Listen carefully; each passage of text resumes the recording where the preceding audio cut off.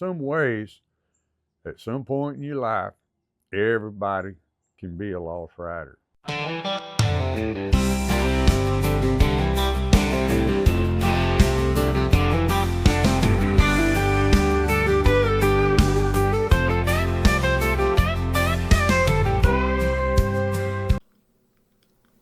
Good morning and welcome to the second half of this week's News from the Camp House. We're here this morning with Mr. Dennis Geesaman. He is a candidate. He's a challenger. He's running for the State House seat for House District 85. He's trying to unseat the incumbent, and he's got a few ideas. I'll tell you what, one of the things that we see a lot of is we're talking about property taxes now. And from the perspective of the constituent, it's very easy to accept the idea that it's just stealing. That's all it is. Property taxes are theft. There's, a person that works all their lives to own a home or to keep the family farm together or to do whatever, and they get taxed out of it. And they view it as a form of stealing. And when you talk to a legislator about it, it comes up and they'll say, well, how, and the worst thing they could do is ask, how you going to do it? Because that's what we hire them for. Figure it out, but just quit stealing. What are you hearing? Well, both call it, some call it stealing, some call it just paying rent to the government, and which is just as bad, if not worse. But me and my campaign manager have literally knocked on over 5,000 doors, and that's been one of the issues. And I hear people talking about, I just can't really stay here much longer. The elderly folks, between the insurance and property taxes, can't stay here much longer. So that's, you see people getting squeezed out in the far end of the spectrum. But it's what you don't see is that it's a barrier to entry on the younger end of the spectrum for the next generation. And I what really concerns me is if people don't see a pathway to the American dream, we're in trouble.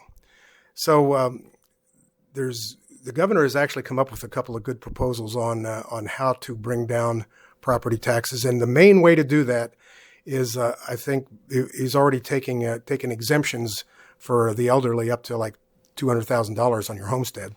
Mm-hmm. And what they can do, though, is because we've had actually gone into the last two sessions with a large surplus, like $25 to $30 billion of surplus going into the session, but it all got spent.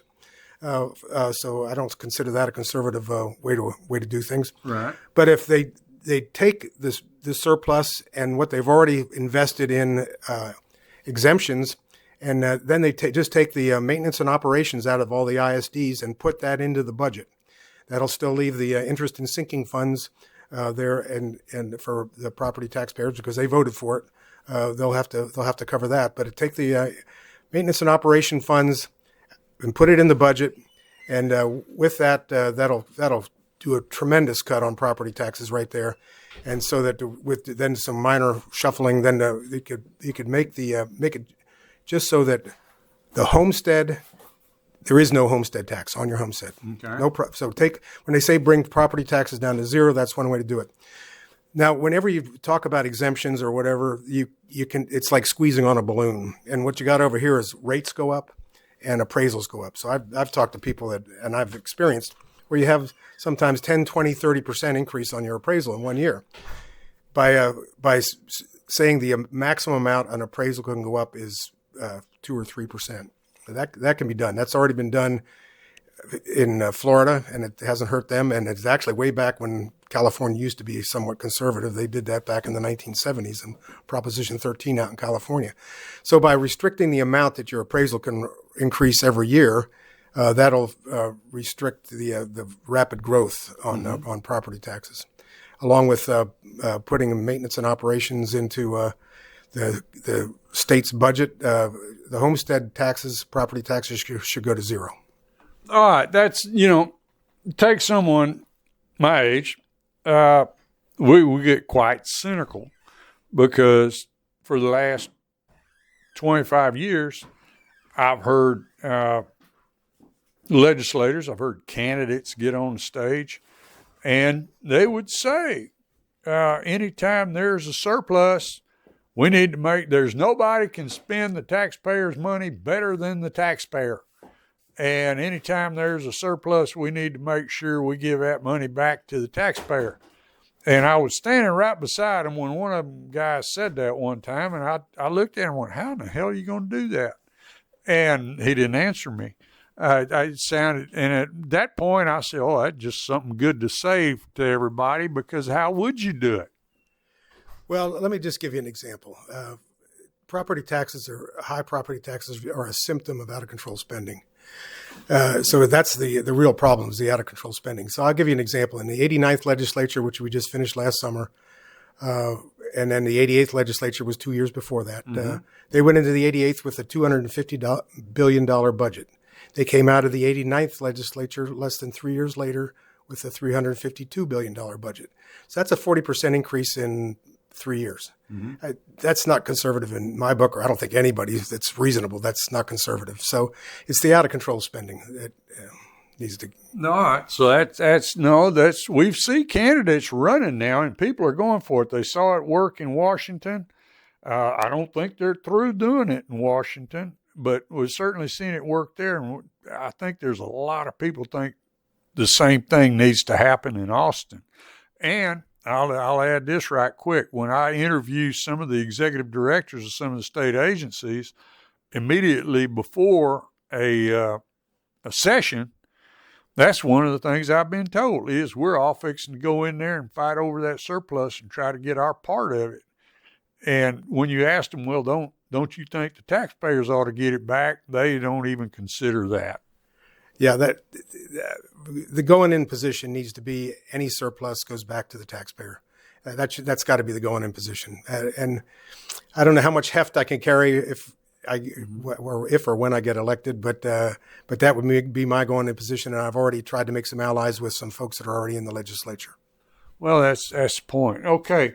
All right. You said something else about one of the key issues that has come up and people are talking about, which it kind of surprised me a little bit out here in rural Texas, but I understand, is because Sharia law has been in the news, Islam has been in the news, and apparently people are concerned.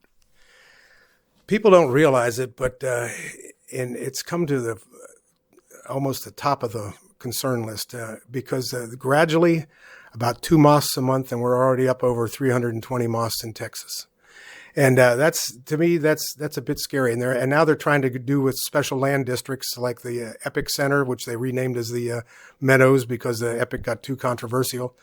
But what we've got is, the way I see Islam, there's a portion of it that's a religion that's protected by the First Amendment. But then they try to take that religious cover and bring it over to the political side and use that for cover over there. So on the political side, it's attached at the hip to Sharia law, and that their purpose there is not only is to try to get it running parallel to our system and then overtake our system. So we've got to put a stop to it. Now, the governor has done a good job by saying that CARE and Muslim Brotherhood are terrorist organizations. And we've got on the ballot on March 3rd is proposition number 10, is proposal number 10 is to ban Sharia law. But that's just a proposal. It has no. I feel like the governor should call a special session right now to codify his executive orders. And he should also codify that Sharia law is illegal. And when we see that is in some of the school voucher programs where they're applying to have Sharia law schools. And we can't let that happen. All right. Okay.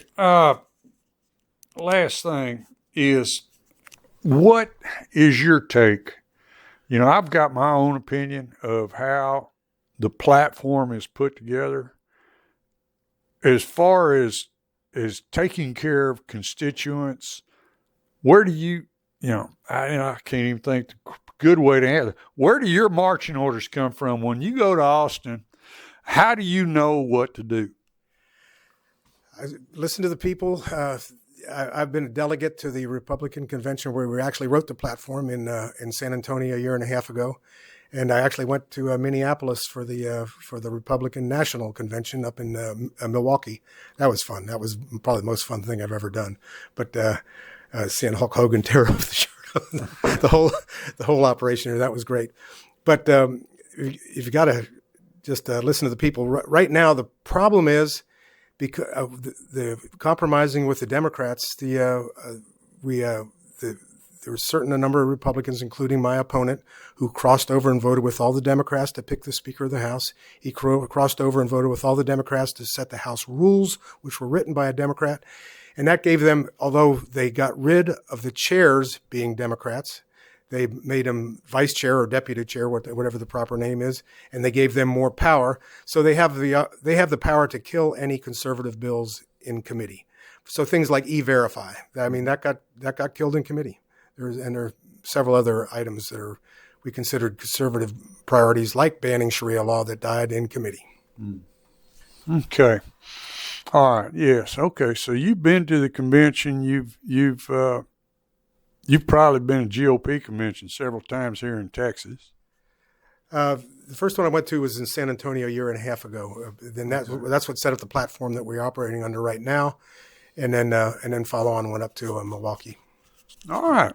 Okay. Well, good deal. I tell you what, we're out of time this morning, but good luck. And what do you see right now? What kind of a response are you getting? I'm getting a great response at the doors, and my opponent is not hitting the doors like I am, and I really feel like it's a grassroots welling up. I've gotten endorsed by everyone from Gun Owners of Texas to Texas Eagle Forum to Texans for Fiscal Responsibility, Texans for Strong Borders.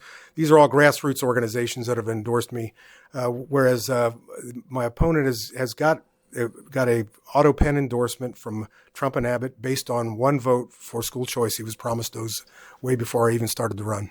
Okay. All right. Thanks for being with us this morning. Thank you. All right, folks. Hope you learned something. As Dennis Geesaman, he is a challenger running for State House seat, House District 85. All right. Folks, hope you learned something this morning. Hope you enjoyed this morning's program. Now, y'all go out, you enjoy the rest of the weekend, have fun, be safe, and y'all just remember, pretty much any day is sure a good day to be out in the woods.